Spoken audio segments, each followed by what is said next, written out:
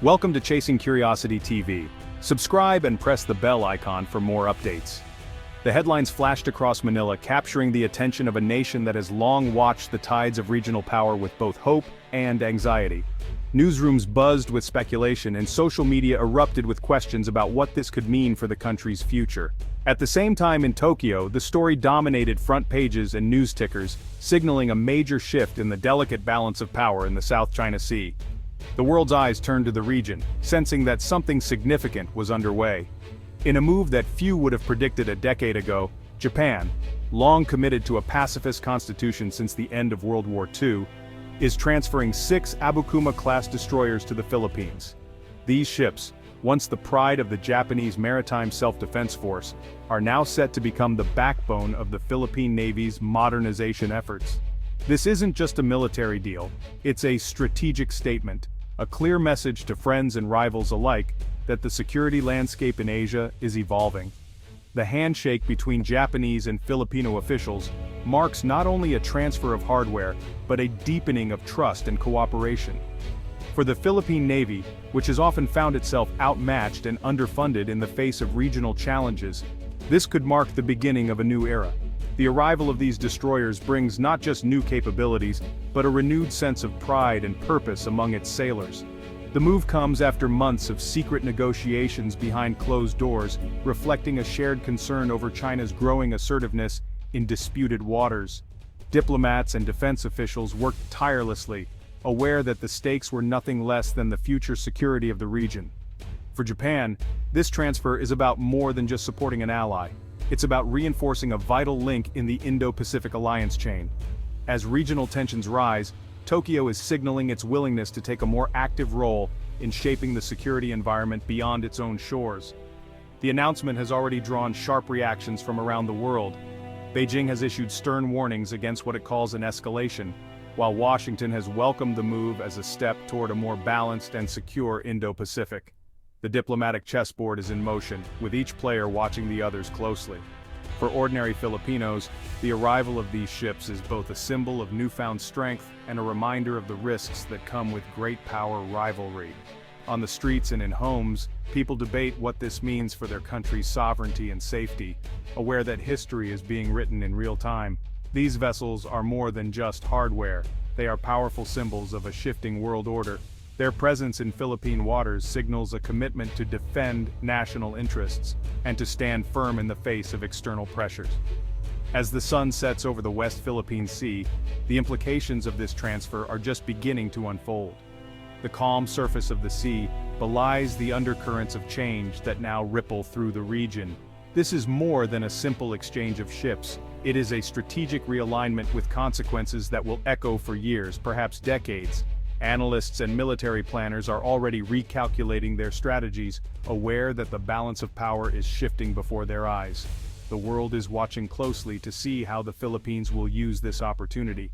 Will these new ships simply patrol the nation's waters, or will they become the foundation for a more assertive maritime strategy? For the Philippine Navy, the real work is just beginning. Training crews, integrating new technology, and forging stronger alliances will be the challenges of tomorrow. But tonight there is a sense of hope, a belief that a new chapter is opening for the guardians of the nation's seas. This agreement is more than a transfer of ships. It's a symbol of deepening trust and shared vision between two maritime nations. The handshake and the signatures on these documents represent not just a transaction, but a commitment to a future where both countries stand together in the face of growing regional challenges. It's a turning point in Japan-Philippines relations, marking a new era of cooperation that goes beyond traditional diplomacy. The presence of both flags side by side is a powerful image, reflecting a partnership built on mutual respect and common interests.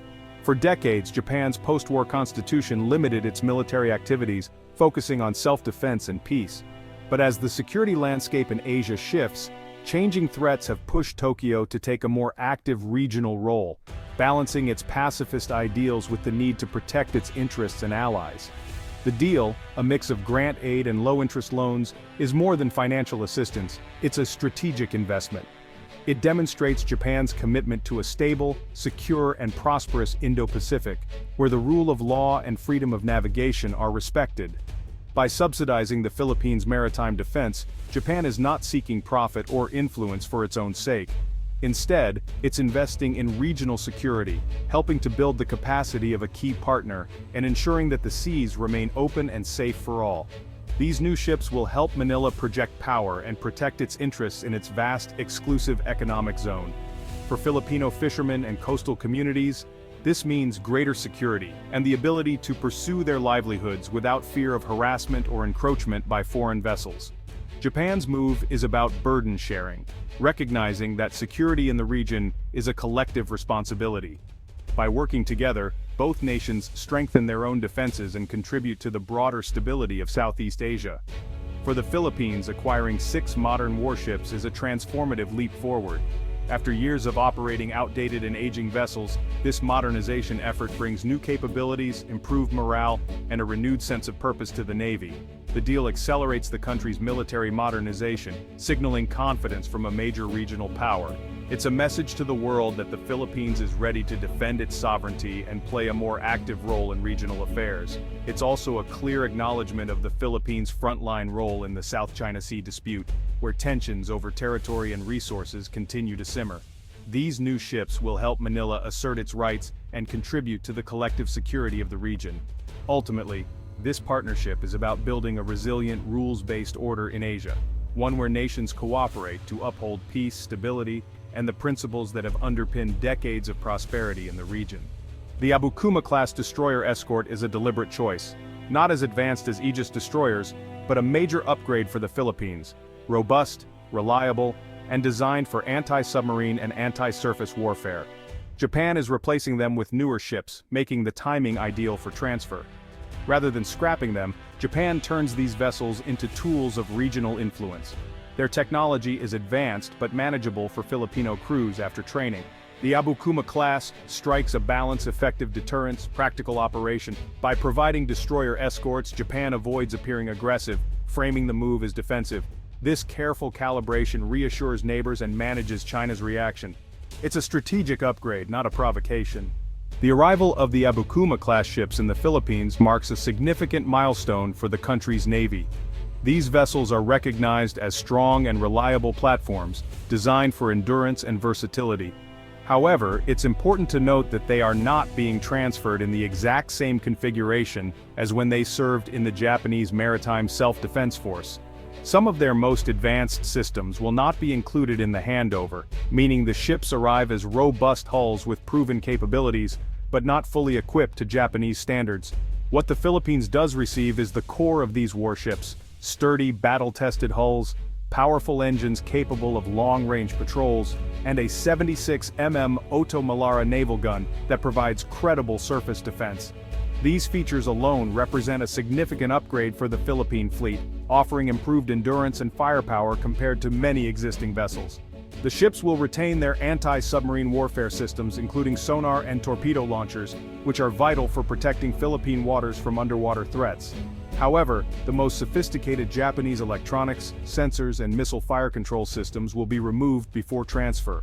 This means the ships will lack some of the advanced targeting and surveillance capabilities that made them so effective in Japanese service. To maximize the potential of these ships, the Philippines will need to integrate its own missile systems, such as the BrahMos supersonic cruise missile. This integration is crucial for transforming the ships into modern, multi-role combatants capable of deterring regional threats and projecting power. Achieving this upgrade will require additional investment, not just in hardware, but also in technical expertise and time. The process of installing new systems, testing them, and ensuring they work seamlessly with the existing ship infrastructure is complex and resource-intensive.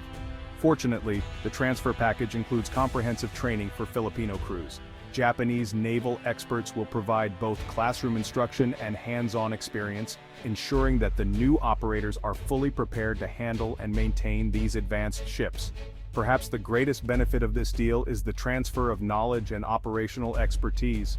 Through mentorship and joint training, Filipino sailors will gain valuable skills that will strengthen the Navy's capabilities for years to come, laying the groundwork for a more self-reliant maritime force.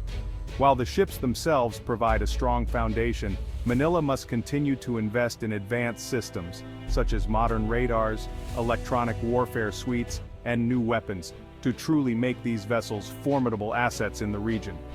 Ultimately, the success of this acquisition depends on a clear, long-term strategy and sustained investment from the Philippine government. Careful planning and follow-through will be essential to realize the full benefits of these new ships. In the end, these ships represent a valuable starting point for the Philippine Navy's modernization journey, but they are just the beginning, not the final solution. The transfer is a direct response to China's growing assertiveness in the South China Sea. The new ships give the Philippines a credible deterrent, raising the stakes for any aggressor. For Japan, helping the Philippines defend its waters is about protecting vital sea lanes and building a first island chain defense. The move internationalizes the dispute, signaling to Beijing that regional powers are pushing back. It reinforces the 2016 Arbitral Tribunal ruling and the rules-based order. The Philippines gains diplomatic strength, showing it's not alone. This is a multilateral stand against coercion. Receiving ships is easy, making them battle-ready is the real test. The Navy must recruit and train hundreds of skilled sailors and technicians. Larger, more complex ships demand expanded training, deeper ports, and a robust logistics chain. Without sustained funding, these assets risk becoming idle. The government must commit to full life cycle support and develop a clear doctrine for deployment. Integration with existing assets and joint force operations is essential.